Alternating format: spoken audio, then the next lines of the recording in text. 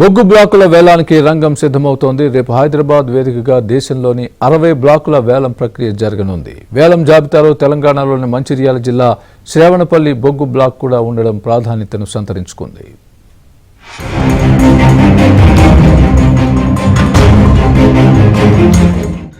పదో విడత బొగ్గు గనుల వేలం ఈ నెల 21న హైదరాబాద్ లో జరగనుంది. దేశవ్యాప్తంగా వివిధ రాష్ట్రాల్లోని 60 బొగ్గు బ్లాకులను వేలం వేయనున్నారు. కేంద్ర బొగ్గు గనుల శాఖ మంత్రి జి కిషన్ రెడ్డి ఈ వేలాన్ని ప్రారంభించనున్నారు. కార్యక్రమంలో బొగ్గు గనుల శాఖ సహాయ మంత్రి సతీష్ చంద్ర దుబే, తెలంగాణ ఉప ముఖ్యమంత్రి భట్టి విక్రమార్క, బొగ్గు మంత్రిత్వ శాఖ కార్యదర్శి అమృతలాల్ మీనా తదితరులు పాల్గొననున్నారు. ఈ వేలంలో పాల్గొనేందుకు సింగరేణి సంస్థ కూడా సన్నాహాలు చేస్తోంది. వేలానికి పెట్టిన గనుల్లో మంచిర్యాల జిల్లా శ్రావణపల్లి బొగ్గు బ్లాక్ కూడా ఉంది.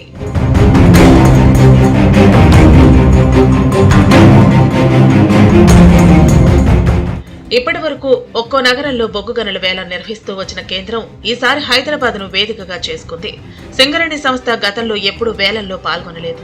రాజకీయ కారణాలతో అప్పటి బీఆర్ఎస్ ప్రభుత్వం అడ్డుకుంది. వేలం ప్రక్రియ నుంచి తెలంగాణ బొగ్గు బ్లాకులను తప్పించాలని ఆందోళనలు చేసింది. మరోవైపు వేలంతో సంబంధం లేకుండా డైరెక్ట్ గా కేటాయించాలని బీఆర్ఎస్ ప్రభుత్వం డిమాండ్ చేసింది. అయితే దేశంలోని ఏ బొగ్గు బ్లాకులనైనా వేలం ద్వారానే కేటాయింపులు చేయాలని సుప్రీంకోర్టు ఆదేశాలు ఉన్న నేపథ్యంలో బీఆర్ఎస్ వాదనలను కేంద్ర ప్రభుత్వం పట్టించుకోలేదు. పైగా నాటి బీఆర్ఎస్ ప్రభుత్వ పెద్దలు తమకు అనుకూలమైన కాంట్రాక్టర్లకు లబ్ధి చేకూర్చేందుకు వేలంను అడ్డుకుంటున్నట్టు కేంద్రం గుర్తించింది. దీంతో నిరసనల మధ్యనే రాష్ట్రంలోని సత్తుపల్లి 3, కోయగూడెం బొగ్గు గనులను వేలంలో వేసింది. ప్రైవేటు బొగ్గు కంపెనీలు వాటిని దక్కించుకున్నాయి.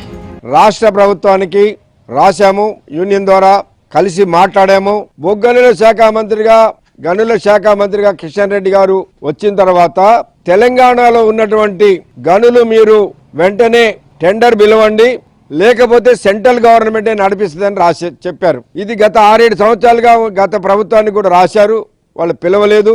కానీ మేము ఇవాళ ఏమడుగుతున్నామంటే అవి కూడా గతంలో ఎట్లయితే స్టేట్ గవర్నమెంట్ ఇచ్చుకునేదో అట్లనే తీయాలి, కానీ మళ్ళీ ఓపెన్ టెండర్ ద్వారా పెట్టొద్దని మేము కేంద్ర ప్రభుత్వాన్ని కోరుతా ఉన్నాం.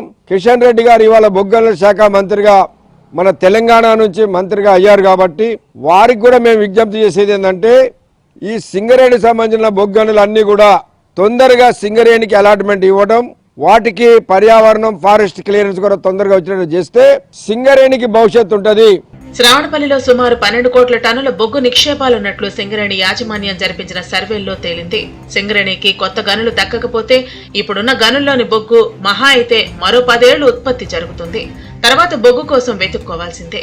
అలాగే దేశవ్యాప్తంగా జరిగే బొగ్గు వేలం పాటల్లో సింగరేణి ప్రైవేటు సంస్థలతో పోటీపడి గనులను దక్కించుకోవాల్సి ఉంటుంది. ఇప్పటి వరకు వేలానికి దూరంగా ఉండటం వల్ల జరిగిన నష్టాన్ని అంచనా వేసిన సింగరేణి ఈసారి ఎలాగైనా శ్రావణపల్లి గనులను దక్కించుకోకుంటే మరింత నష్టం జరుగుతుందని భావిస్తున్నట్టు తెలుస్తోంది. వేలంలో గనులు దక్కించుకుంటే అక్కడ తవ్వకాలు జరిగి విక్రయించే బొగ్గు విలువతో కనీసం 4% పైగా రాయల్టీని ఆ రాష్ట్ర ప్రభుత్వాలకు చెల్లించాల్సి ఉంటుంది. ఈ ట్యాక్స్ అధికంగా చెల్లించడానికి సిద్ధమైన కంపెనీలకే గనులను కేటాయించేందుకు కేంద్ర బొగ్గు శాఖ మొగ్గు చూపుతుంది. దేశవ్యాప్తంగా పలు ప్రైవేటు కంపెనీలు ప్రస్తుతం 20-30% రాయల్టీని చెల్లిస్తున్నాయి. దీంతో కేంద్ర బొగ్గు గనుల శాఖ మంత్రి కిషన్ రెడ్డిపై సింగరేణి ఆశలు పెట్టుకుంది. వేలంతో సంబంధం లేకుండా డైరెక్ట్ గా గనులు కేటాయించేందుకు కేంద్ర మంత్రి కిషన్ రెడ్డి సహకరిస్తే బొగ్గు అమ్మకాలపై స్టేట్ గవర్నమెంట్ కు రాయల్టీ రూపంలో చెల్లించే భారం తగ్గుతుందని సంస్థ భావిస్తోంది. ఈ నేపథ్యంలో కరుణ చూపించాలని కేంద్ర మంత్రిని సింగరేణి సంస్థ ఉద్యోగులు, కార్మిక సంఘాలు కోరుతున్నాయి. ఈ రోజు సింగరేణి వ్యాప్తంగా 6-7 సంవత్సరాల్లో సుమారు 18,000 మంది మిగులు కార్మికులు ఏర్పడబోతా ఉన్నారు. ఎందుకంటే ప్రధానంగా చాలా అండర్గ్రౌండ్ మైన్స్ బంద్ అవుతా ఉన్నాయి. ఓపెన్ కాస్ట్లకు పర్మిషన్ తీసుకోలేదు గవర్నమెంట్. అదేవిధంగా సింగరేణి యాజమాన్యం కూడా బిడ్లలో పాల్గొనలేదు. దీన్ని మేము భట్టి విక్రమార్క గారి దృష్టికి తీసుకెళ్లడం జరిగింది.